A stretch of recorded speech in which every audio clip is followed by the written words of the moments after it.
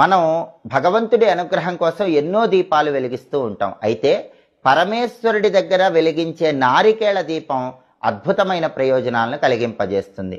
కార్తీక మాసంలో వచ్చే ఏ సోమవారం అయినా సరే ఈశ్వరుడి దగ్గర నారికేళ దీపాన్ని వెలిగిస్తే లక్ష్మీ కటాక్షం కలుగుతుంది, శివానుగ్రహం కలుగుతుంది.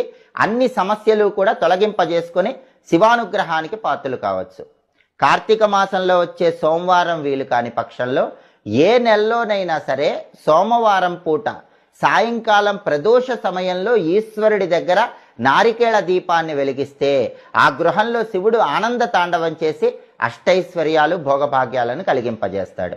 ఈ నారికేళ దీపాన్ని ఎలా వెలిగించాలంటే కార్తీక మాసంలో వచ్చే సోమవారం కానీ లేదా ఏ నెలలో వచ్చే సోమవారం అయినా సరే ప్రదోష కాలంలో సాయంకాలం పూట పరమేశ్వరుడి చిత్రపటానికి గంధం బొట్లు కుంకుమ బొట్లు అలంకరించాలి.